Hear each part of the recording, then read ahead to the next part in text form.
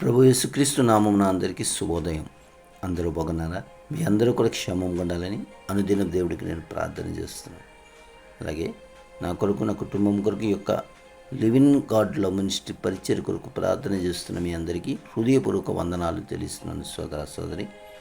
అలాగే అందరూ కూడా కళ్ళు మూసుకుని చిన్న ప్రార్థన చేసుకున్నాం. దయగల తండ్రి, కృపగల దేవ, మరి ఈ దినమున మాకు కావలసిన జీవాహారంను మాకు అనుగ్రహించమని యేసు నామమున అడుగుచున్నాము తండ్రి. ఆమె.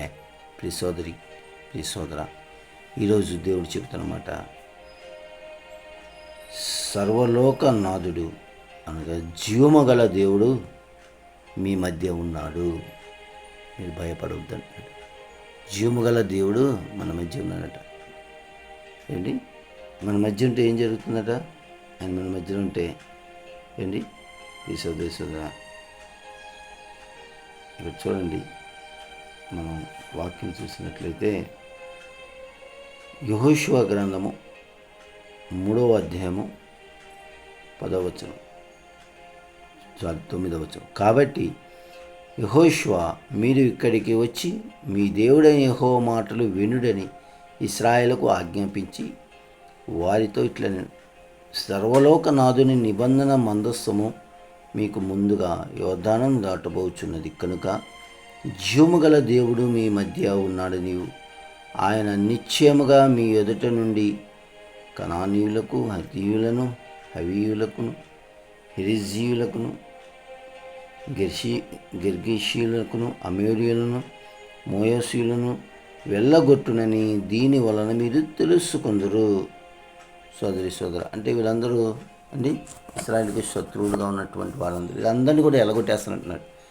వీళ్ళు బలం కాదు, వీళ్ళకి జ్ఞానం కాదు, వీళ్ళకి ఎటువంటి ఆయుధాలు లేవు, ఎటువంటి యుద్ధాలు రావు, కానీ వీళ్ళందరినీ జయిస్తారని అంటున్నారు.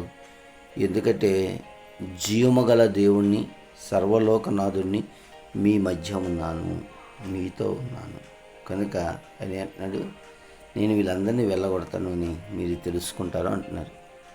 దేనివల్ల తెలుసుకుంటారంటే, దేవుని యొక్క మందస్సము, అంటే దేవుని యొక్క వాక్యము అంత శక్తి కలదు.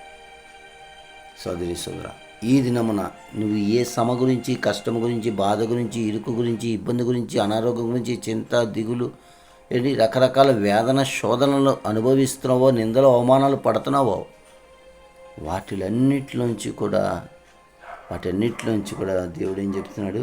నేను వాటిని వెళ్ళగొడతానని నువ్వు దీనివల్ల తెలుసుకుంటావు. దేనివల్ల? ఇంటికి జీవము గల దేవుడు, సర్వలోకనాథుడు మనతో ఉండి ఇటువంటి కార్యాలు చేయాలంటే, ఆ రోజు మందసం వాళ్ళ దగ్గర ఉంది కనుక వాళ్ళు జీవం పొందుకున్నారు. మందసం అనగా దేవుని వాక్యం.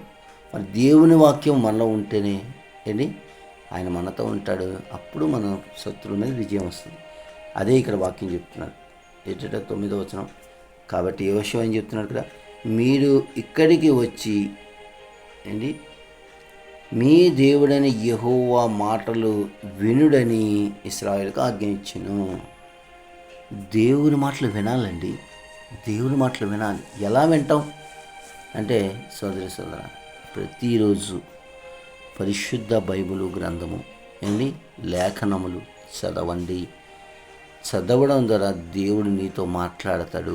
ఆ మాటలు నువ్వు శ్రద్ధగా వింటే ఏంటి, అవి నీ హృదయానికి హత్తుకుంటే ఆత్మ ఏం చేస్తుందంటే నీలోకి ప్రవేశింపజేస్తాడు ఆయన, పరిశుద్ధాత్మని.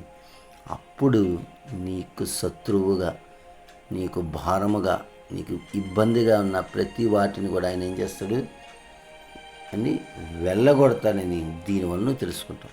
ఒక్కసారి చేసి చూడు సోదరి సోదరు, ఒక్కరోసారి చేసి ప్రతిరోజు కూడా 1 గంట వాక్యం చదవడం ప్రపంచంలో అతి కష్టమైన పని ఏంటి తెలుసా? రోజుకి 1 గంట సేపు పరిశుద్ధ బైబిల్ గ్రంథం చదవండి. ప్రతిరోజు 1 గంట వాక్యం చదవండి. ఖచ్చితంగా టైం పెట్టుకోండి, మీకు అనుకూలమైన టైమే. 1 గంట సేపు పెట్టుకోండి. 24 గంటలు 23 గంటలే మీరు వాడుకోండి. 1 గంట మీరు వాక్యం మాత్రమే చదవండి.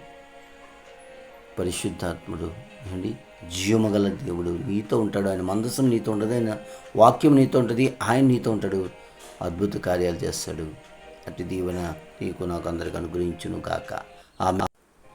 ఈరోజు పుట్టినరోజు వివాహ దినములు జరుపుకుంటున్న వారందరికీ దేవుడు నూతన దయా కిరీటం అనుగ్రహించును గాక. ఆమెన్. అందరికీ వందనాలండి. దేవునికి మహిమ కలుగును గాక. ఆమెన్.